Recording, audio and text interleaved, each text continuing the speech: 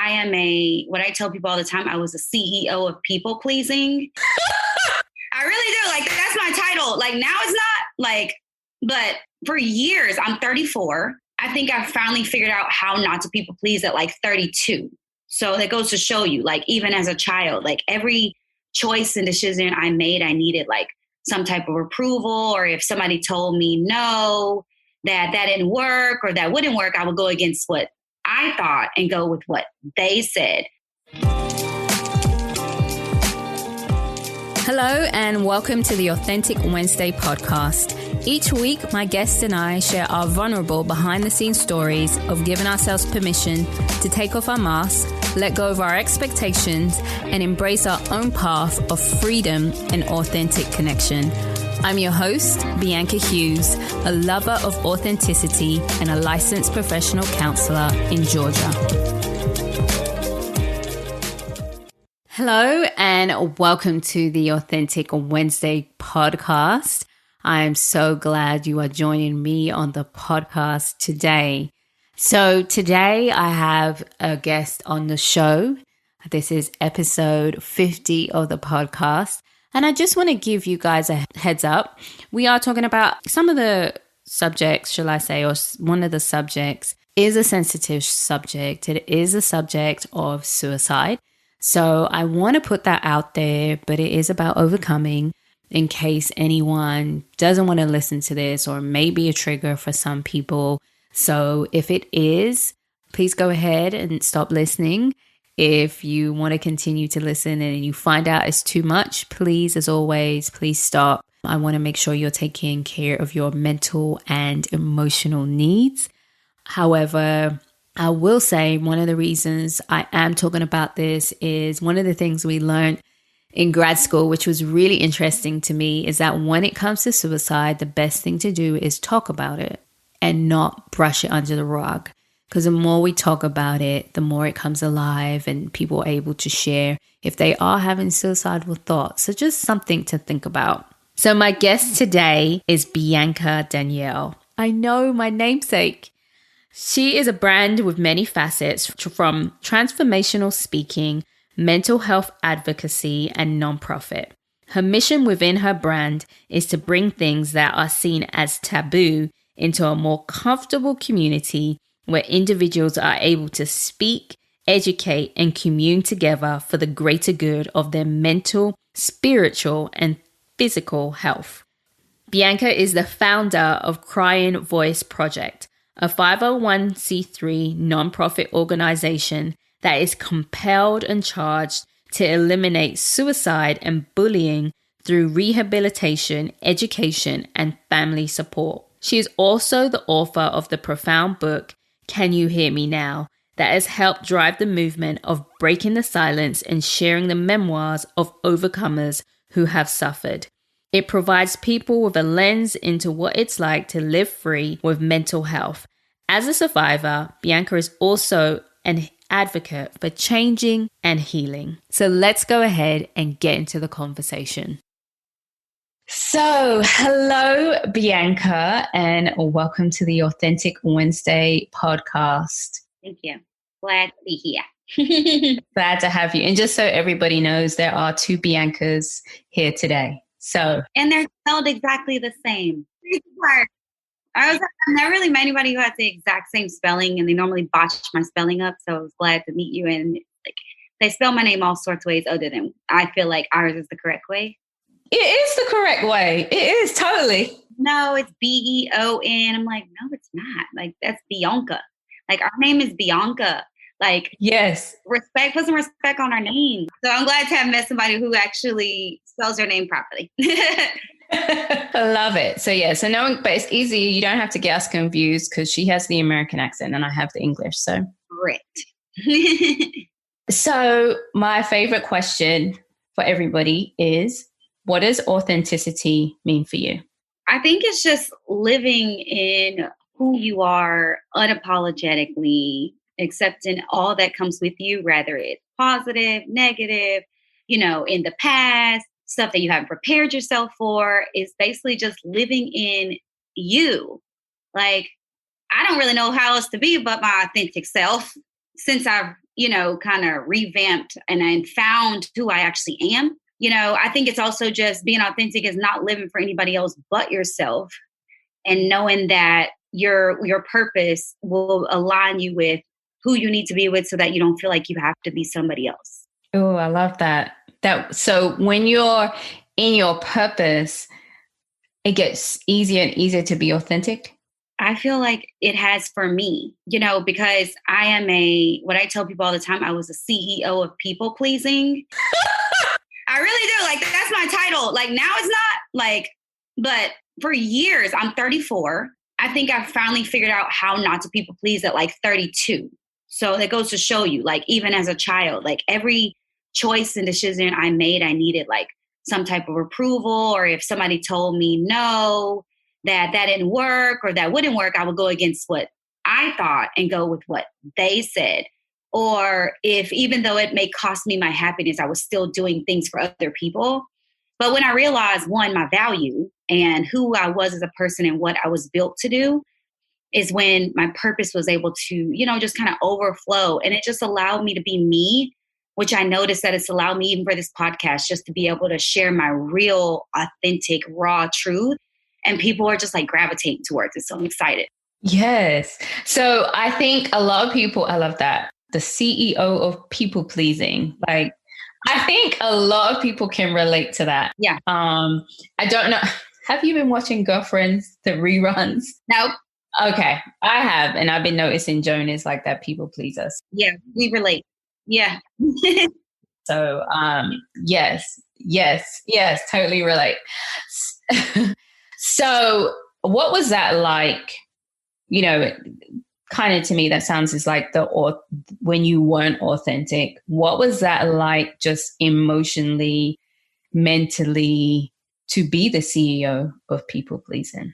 I mean, it was hard because, like you hear, and it's everybody says you're never going to please everyone or anything that you do, but like I was the one that was trying to please everyone. And I realized, like, I questioned a lot of like my bonds and relationships that I had in the past that I may have ended because somebody didn't like them, or, mostly because other people didn't like them, or, it just didn't sit in what the world that everybody had painted me into. They didn't fit into that world. So instead of having an answer to them, I was like, okay, one and done, then I can have 40 people happy, So I think it was emotionally taxing for me for a long time. That was one of the things that, since we're talking about me people pleasing, one of the things that led to my attempts at suicide is I felt like I had failed so many people in my decisions to kind of go a different way. And when I went that way, it felt like they didn't really gravitate towards me the way that they were. And I didn't even look at it as being like, this is very unhealthy, And so emotionally, it led me to my first suicide. Actually, both of them, both suicide attempts were because of, I think, if I had to give it like one thing, that was like the one thing, and then had like all these little components that kind of led to just the final, like, I'm done, So I think it was very draining, lots of lack of sleep, staying in relationships that I probably should have left, and also leaving too soon. So I think it played a major toll on my life until 2 years ago, to where I was just like, people are going to be happy either way. They're going to be sad either way. They're going to be mad either way. And you decide what you want to deal with. And so I decided to deal with the repercussions of being Bianca in her full authentic self. So, gosh, I'm just thinking about relationships and, you ending them too soon or being them too long, because we're totally wired for connection and to be in relationships. So it's such a hard thing. Anyone who's listening and struggling with people pleasing, it's such a hard thing to get out of, because that's how we're naturally wired to be. And it's like, well, what do I do? And you feel like it's possible to please everyone. And then you just realize it's totally not, because we all have our own issues. So yeah. Once you get to realize that, and it's just been 2 years, and I want to highlight that to anyone who is young out there, that it's not that you got it all figured out at 20. I keep telling people, like, I'm 40 and there's still stuff that I'm figuring it out. So I think that's so good. When I tell people about that is, and what I learned in my journey is life was never birthed to be figured out. Like we spend so much time and we miss life and we miss the things that we're supposed to actually get, the lessons we're supposed to learn. And I think that this is why we become people pleasers. It's because we're trying to figure everything out. And we want to know like what comes next, what's this, what's that. And I'm like, what if we just stopped and experienced life? And whatever that came with, like it's going to come with, roller coasters. You're not going to be happy all the time. You're not going to get that job all the time. Like you're not going to live in your life fulfilling prophecy all the time, but you're experiencing everything that you need to prepare you for whatever it is that we're getting ready to do. So I kind of learned that, I was like, why am I sitting around here trying to figure out 1 + 2, when I just need to be stuck at 1, and see what comes after 1. Well, 2 comes after, and then you got to figure out, well, what's 2 going to entail? Well, why am I trying to figure that out? Like I'm wasting time enjoying 1 because I'm trying to figure out 2. So I kind of learned these things. Like, I mean, it's literally like a whole like 360 thing for me in this past 2 years. And I share that with my students all the time. I'm like, you have to realize that there's so many things that we as humans are programmed to do. Like you talk about relationships and connections. And I was actually single 3 years before I got with my guy that I'm with now. And it was a real revelation of I needed to be by myself because I was so connected to others that I missed the connection with self and doing the inner work that I needed to be authentic. I wasn't being fake, but I was living up to everybody else's expectations and not understanding what my own expectations were, which are far beyond what they even wanted, like I was never going to be a doctor, I wasn't going to be a lawyer. Like I really never wanted to be a therapist. I just knew I wanted to help people. And God has just kind of opened the door in many other avenues, from shirts to restaurants and even being a therapist by day and, having my nonprofit. Like this is all of what God had, but I missed all of that because I was worried about what the people had for me. So I just stopped figuring stuff out. I was just like, bring it, we'll tackle it as it comes. Yeah. So that's what I'd share. So tell us a bit about, because I know you didn't just get there, and I know it wasn't 2 years ago that you had your suicide attempt. So I just want to say that she didn't have this suicide attempt and then figured it all out after. It's like a continual journey. But take us back to, because you had 2, right? Take us back to that place where you were that made you finally say, I'm done with life. Well, my first suicide attempt was 2011. I'm going to give people a time frame. It was 2011. I had actually just experienced the completion of suicide for my cousin in 2010, which I was actually on my way to get her. We shared this love for tattoos, and she was home from school and we were going to get tattoos. And I had just talked to her that morning and she was all excited. And I was like, okay, I'm gonna leave work early, and lo and behold, like on my way there, I got the call. And, my sister, she texts me because I don't drive and talk on my phone. She texts me and my thing and my car went off and it said, Sydney shot herself. And I said, okay, well, what hospital is she at? Like it wasn't registering that she was actually gone. And she said, no, like she's not here. And I lost it.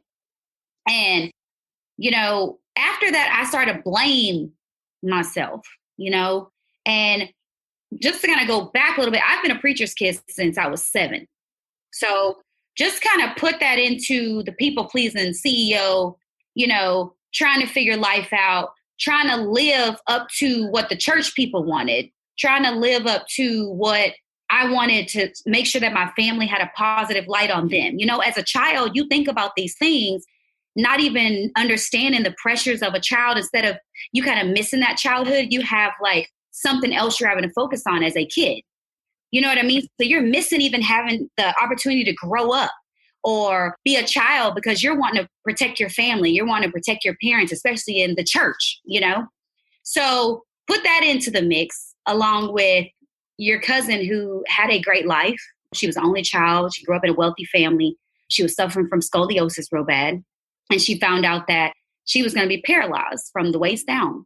And she didn't want her parents to have to deal with that.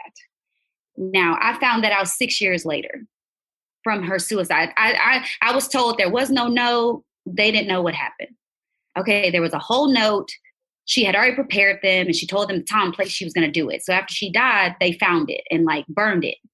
And as somebody who had just talked to her and was like, I'm on the way, you start to blame yourself like, why didn't I pick these up? You know, like, why didn't I hear it? And all this stuff. And you start trying to replay everything and nothing makes sense until 6 years later, you're getting oh, there was a note and this is what she was saying and stuff. So I dealt with that.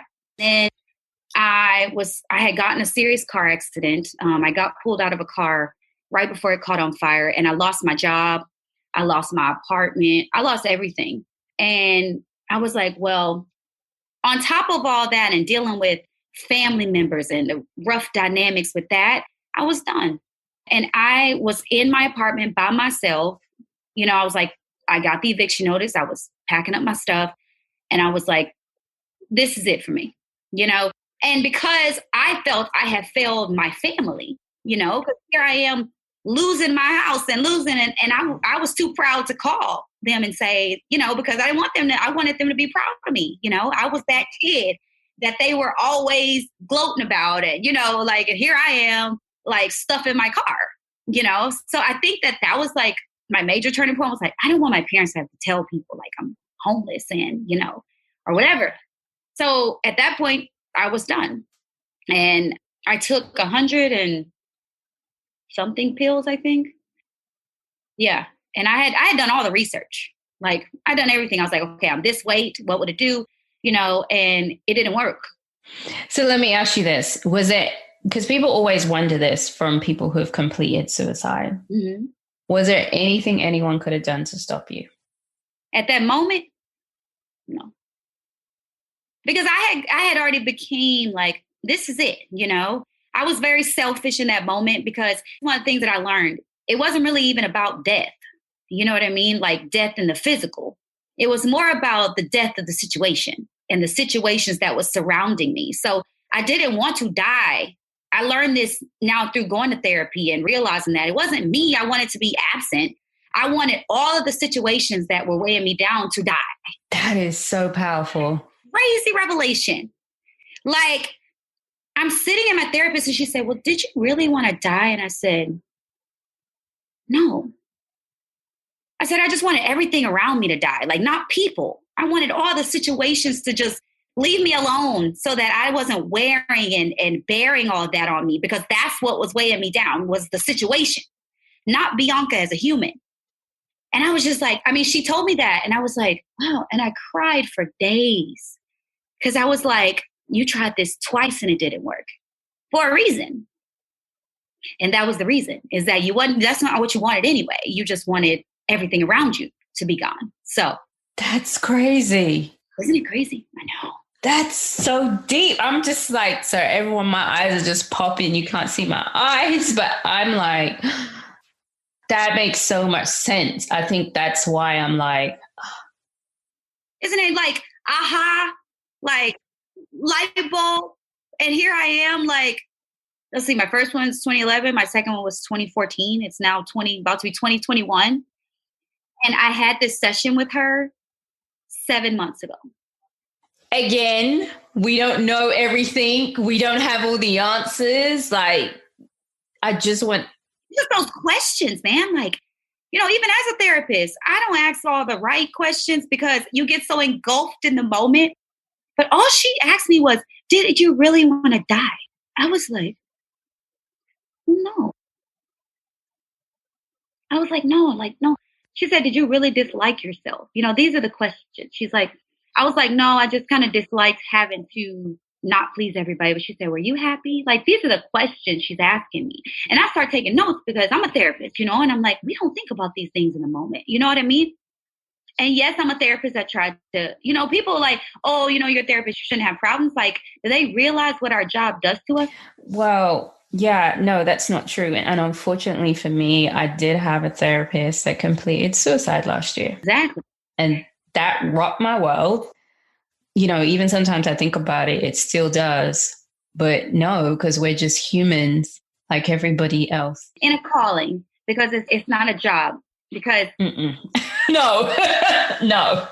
It's not a job. It's always been a calling for me, because I really was going to school to be a obstetrician, but I realized that I can't deal with blood. Like, and my dad was like, "Well, what are you going to do?" I was like, "Well, I like to help people, so I'm gonna just go to school for psychology," and not knowing like it really takes a lot to be in this field, know how much money you actually make, and know what you have to deal with.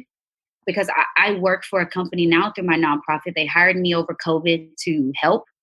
And I'm just like, you see a whole different realm of people that you probably never would have touched on telehealth, you know? And I got so like tired, and like I was like, I'm exhausted. I'm like, I can't listen to anybody else's issues.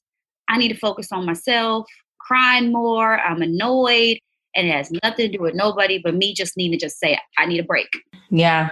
I took that break. And even now, I told them today, I'm like, I don't know if I'm ready to come back yet, because it's just too much. Yeah, it's a lot. And that was one of my revelations too. It's like learning how to say no. Like, because that's a big, being the CEO of people pleasing, the word is yeah, yes, I can. When do you need it by? And now I'm like, no, I can't do that.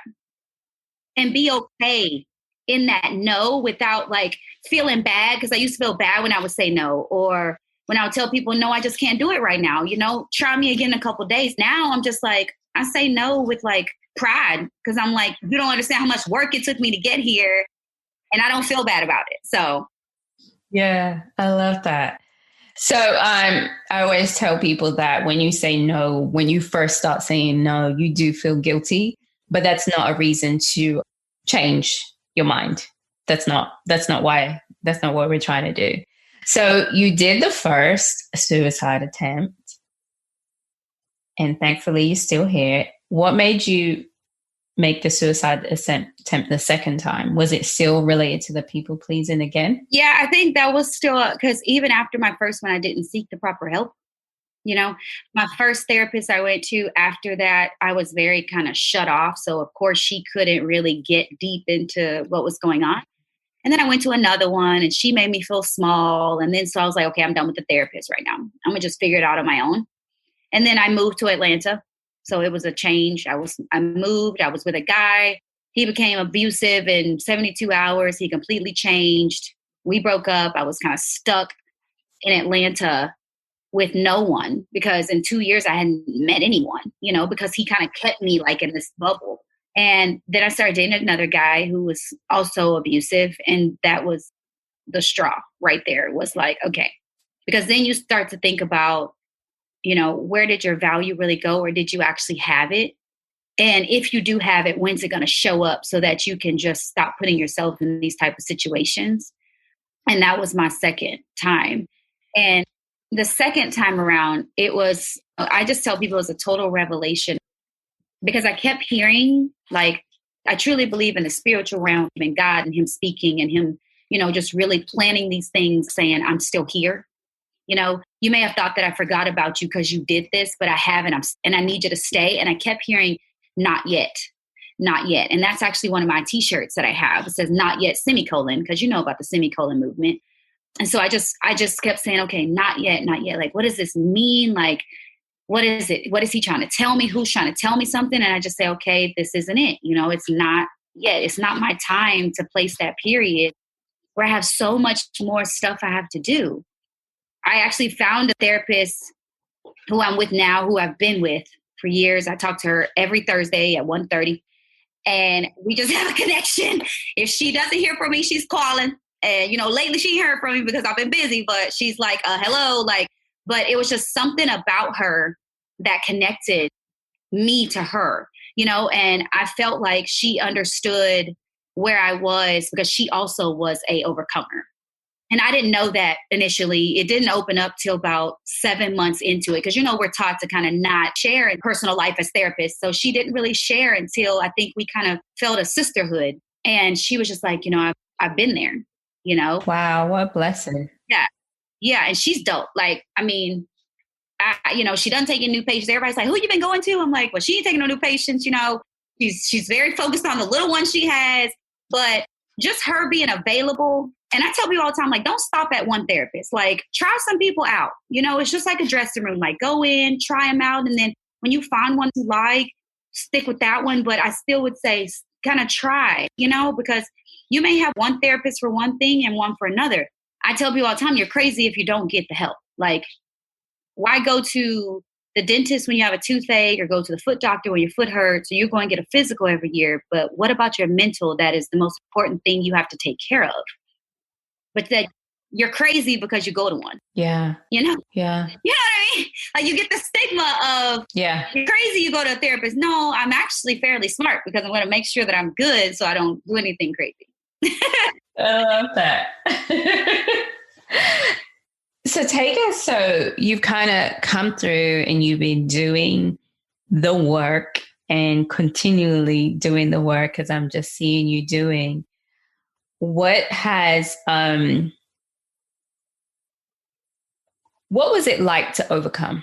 Because I hear you use the word overcomer. Yeah. Are you using overcomer instead of suicide survivor? Yeah. Okay. What made you actually decide to use it? Because I've overcome more than just that. Okay. Love it.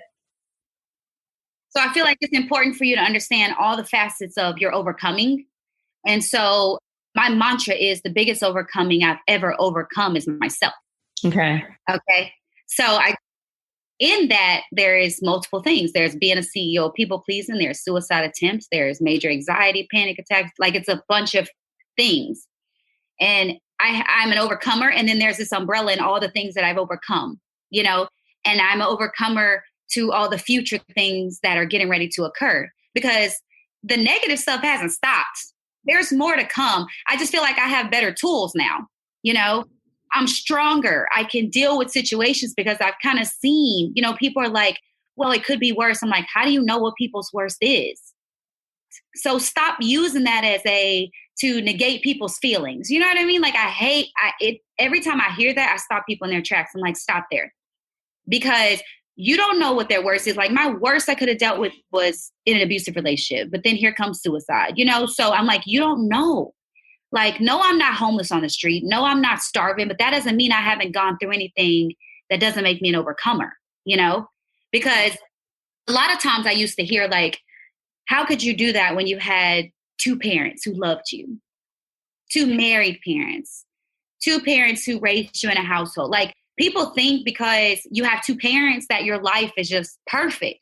Like, I heard that all my life was like, even to this day, I hear people like, how could you do that when you or your parents been married this long? And I'm like, do you understand that even in that, things happen?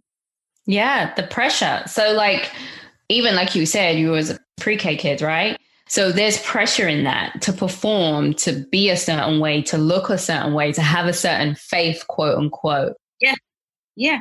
And that's unbelievably high pressure that you're having from a young age, and you're in the public eye. So it's not necessarily, just your parents and what happens in a household. It's all of it. Yeah, it's all. So let me ask you about that, because the faith perspective, right?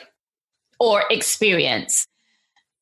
And I'm going to ask you, and you can tell me it's not right, but I'm thinking that you got a lot of backlash. Yeah. Being a Christian, how could you commit suicide? Even how could you be even on this mental health? Why would you talk about suicide? You're just going to, all of that. Yeah. Hear it all.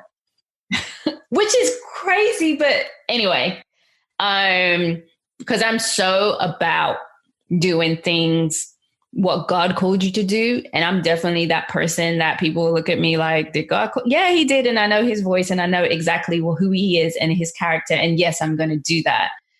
And so I feel like there's this pressure sometimes, especially for Black women, to do it perfectly or to have this religious perfection. So what was that? Oh, God. Well, you're all taught to pray about it. So when you're taught to pray about things, this is one of the things that I talk about in my book, is that was one of the reasons why I didn't tell my parents what I was going through, because I knew that would be the first thing they would tell me, is to go pray about it. And it was something so much bigger that needed something else. Do I trust that God and my prayers are keeping me, have kept me? Absolutely. But I also know that mental health is real. It's not a devilish thing. It's actually in the physical. Just like I tell people, it's just like going to brush your teeth. It's going to the dentist. It's going, like, why would he create doctors if you say God heals all things? So you're okay with going to the doctor when you're sick and saying, oh, it's okay for them to go to the doctor, but it's not okay for us to go to therapy when our brain doesn't feel well. It's like, how can we win here? Would you say God heals all things? He does. And I feel like even in that moment, he healed me and gave me the strength to say, I'm still here with you. Because I think that was one of the things I was challenged with, even in relationships, was I forgotten about because of what I did? Because that's what the church puts on you is, you're doing a devilish thing. Like about my cousin, like I heard so many of our relatives talking about, oh, she's going to hell. I was like, how do you know that? How do you know that she hasn't made peace with God on her situation? Like, a sin is a sin is a sin, but because she decided to take her own life, she's going to hell. She doesn't have a second chance and she's not worthy of God's grace. I mean, I was literally going at that with these people. And I say the same thing for myself. I'm a product of God's grace, and his grace is in the physical. He sends you people that helps you. He sends you therapists. He sends you doctors. He sends you lawyers. Like, he sends you people to help you in the physical. But he's also working on your mental as well, But why would this job be available if it wasn't created by God? Just like any other job. I never understood why we were looked upon like that. And that's why I push so hard for my movement. It's because I tell people all the time, here's my story, and yet here I am still standing. And this is all that I went through. And yes, I'm still helping people because nobody wants to hear about all the good stuff that's happened to you. They want to hear about all the negative things and how you overcame them. And that's where the overcomer came from. That's so true. That's so true. Because everyone's so quiet about it, about that stuff that you're struggling with. Like, we're privy. Like, I always tell people, and I always talk about it on the show, that like I talk about a lot of stuff because of our privilege and our ability and the honor that we're in people's lives. And we see that messy stuff that nobody's talking about it. Like, I don't know. I'm trying to think the last time I was shocked, like more and more, like your shock level just like rises and rises with humans. So like, I know I have to try when someone's telling me a story, I have to be like, oh my gosh, because my shock level is like so super high now. But we just get this. And I think that's the calling, right? That we get into this and we get to see that. And God gives us this ability to see that and see these experiences and then heal it. But I do feel like sometimes it is a battle in the Christian faith, especially in the Black community. Already in the community, mental health's tough. And then now you bring faith and God into it. It's another battle, but it's one. And the crazy part about it is 2 years ago, I spoke in front of 50 ministers, right? I was just like in this mode of like, okay, now God, now what? I have this nonprofit, it's doing well, expand my territory, put me back to what scarred me the most. That was my prayer for like a month and a half. And I spoke in front of major ministers of clergy of major churches. And after I spoke, the minister of Ebenezer, I think it's Ebenezer. Yeah, I think he got up there. He talked to me about the fact that he had relatives who tried the same. And that being a minister, how many times they see, because all these people are relying on you for their salvation. I said, so you sound like me. Like, what makes you as a minister of the gospel any different from me? Because people are relying on me to make sure that they're saved for the next day. Like, I may not have a place to put them or, give them biblical scriptures to put them. I mean, I can, but I'm not a Christian therapist, so I'm going to keep it the way that my theoretical orientation is.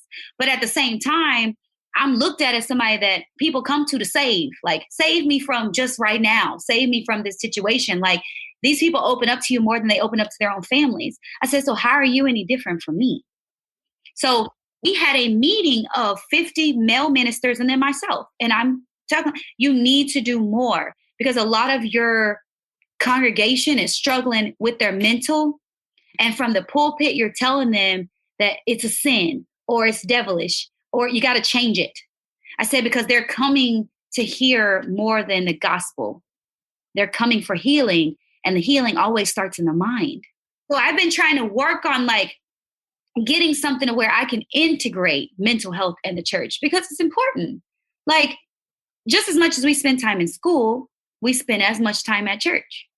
You know, we're relying on this one man that we go listen to for 2 hours to tell something that's going to click, that's going to get us from Sunday to Sunday. So as a therapist, I have somebody that my patients come in, I'm telling them something that's going to get them from Monday to Monday. So how are we any different again? Yeah, we're not. We're not. We're not.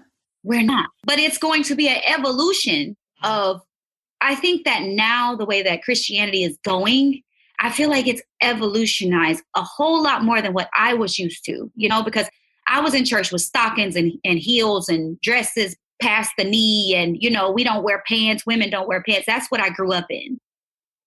Now I go to church and I'm in jeans. I'm in, you know, and I feel still the same person. You know what I mean? But I couldn't wait to break out from that, you know, typical, and nothing's wrong with the Baptist church. Nothing. It taught me and molded me. But I had to find my own identity within church. And I wasn't that everyday, as an adult, I'm not that everyday Sunday goer. I worship in my home. You know, I have prayer and worship in the morning. You know, I have my time with God because God's not at church. God's outside with me.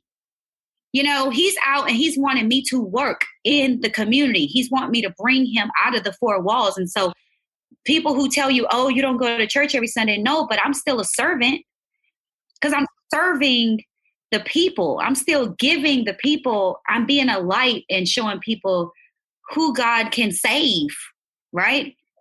Because I try to take away the ultimate thing he gave us, life. And look at me. Yeah, exactly. Exactly. And that's the stories that need to be told and heard, because that's where Jesus is ultimately, right? Yeah. Always with the ones that need the healing. They're the ones that need to know me. Yeah. They're the ones that need to be healing. And whatever way it comes is the way it comes for each person. So yeah, I love that. So see, I knew we would just go like we have the same lane. How could we not? So I guess my last question before we kind of wrap up with this overcoming, which I love, like I'm an overcomer, I'm overcoming. Mm-hmm. Where do you feel like you're being led in it now? What are you kind of doing with it now, with that? Well, right now, I'm still really, really, really trying to identify where I'm going with this. Like I said, I don't try and figure things out. I just kind of go with what I'm led to do. I'm very much in heavy prayer on a daily for just a guide. You know, I just kind of like a little key point, you know, Lord, give me north, south, east, west, and I'll go. But my main mission is to teach people, and this is, I think you've heard me say this before, is broken crayons still color. And that's to teach people that you weren't really broken. Like we've been so programmed to say we've been broken. And I was telling myself for that so long. And I was allowing people to label me as broken for so long. And I said, I got to change the trajectory of this, right? I have to change how people look at themselves, because broken things are thrown away. You'll never go back and get them again. But bent things can be repaired. So your situations, when you're not broken, because if you're still standing, you're just bent. You may need to readjust your crown here and there. You may need to dust off yourself, but you're still here. So you're not broken, because broken things are gone. We're done with them. If it doesn't work anymore, it's gone. But you're still standing, so you're only bent. So I tell people broken crayons still color. And I do this in every speaking engagement I go to, especially with young girls, because they see it visually. I bring a crayon and I bring a piece of paper.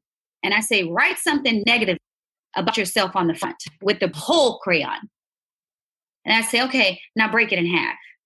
Now write something positive on the back with the broken pieces of that crayon. And I say, did it still work? I say, so even in your wholeness, you could think negatively about yourself. But even with your bent pieces and broken pieces that still operate, You're able to tell yourself something positive. So I think my mission in this life is to show people that we're just a community of broken crayons that still work. I love that.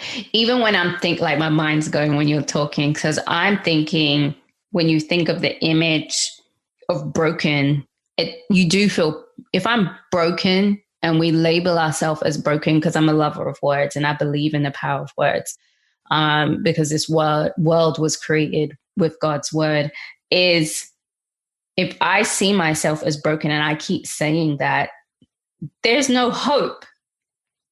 Like you're totally helpless. And I can see how I'm just imagining how weighed down that feels to constantly say, I'm just broken. I'm just so broken.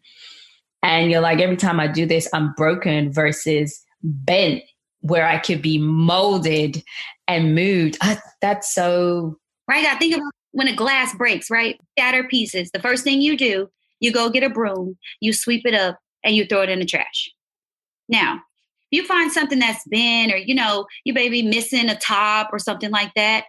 Once you find that top, it goes back on. You get that same function. So I think that we are big on word play.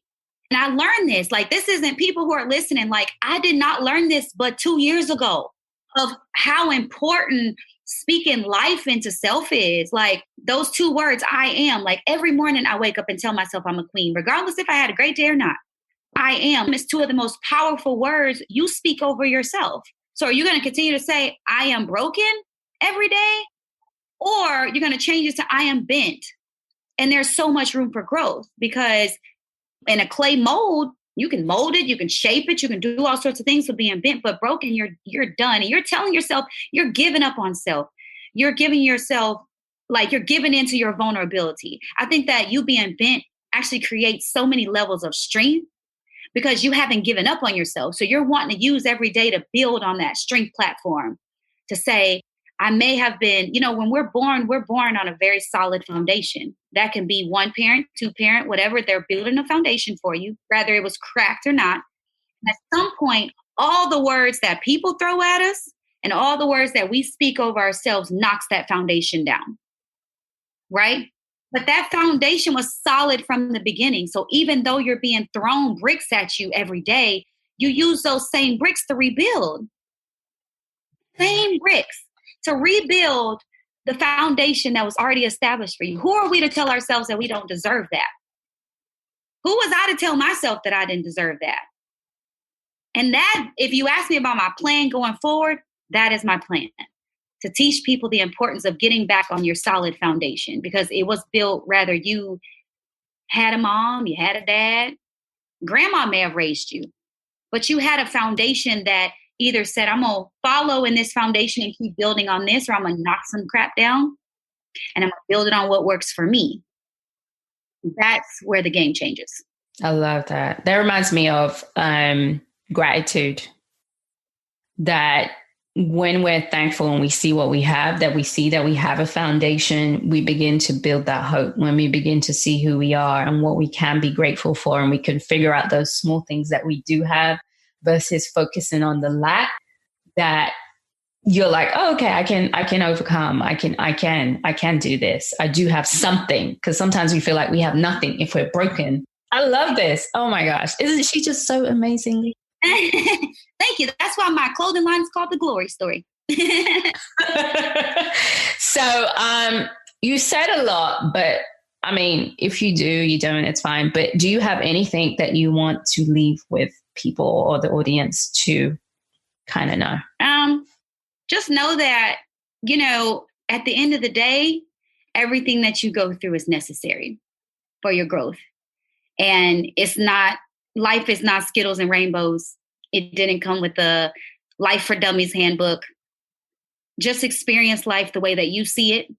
Don't be a CEO or don't build a camp in your head. Just allow yourself to live and embrace that every day is a new day to get it right. I love that. Thank you so much. So how can we and where can we shower you with love and also get your book? It's actually on my website. It's www.bianca, Bianca Danielle, DANIELLE.org. It has my book. I actually wrote 2 books, and I have my clothing line on there as well. It's the Glory Story Apparel. And one of them actually say Overcomer on them. They say Overcomer, chosen, built for this, not yet. And I love Jesus and my therapist. Love it. So all that's on there. And then, if anybody's in Atlanta, we're going to be opening our new restaurant, the Chill Spud, where, it's just going to be a compilation of great vibes. I feel like every time I meet people, it's a good vibe. You know what I mean? So I want people to come out when it opens. Just follow the page, my Instagram. Follow me. I do respond. I do interact. So, and I really appreciate you for having me today. Yes, thank you. It's been a pleasure. Thank you so much. Have a great one. Bye. Wow. Wasn't that so powerful and just so insightful? So many gems, so many gems. You probably have to go back, listen again, and take notes. So just a reminder, I will definitely put in the show notes if you were triggered by anything, and I'll just put some information about suicide, thoughts or how you could deal with family members, and I'll put in as much information as I can in the show notes. Please do not forget to tag us in the podcast as you are sharing this. Please shower Bianca, the other Bianca, with as much love as you can, just for sharing her story and being on here and her experiences and her wisdom. So thank you so much. As always, please do not forget to rate, subscribe, and leave a review for the podcast. Thank you so much. If you connected with what you just heard, please subscribe, rate, and review the podcast. You can stay connected by following our Instagram, Authentic Wednesday Podcast, and visiting our website, AuthenticWednesday.com. Remember, authenticity is a journey, not a destination.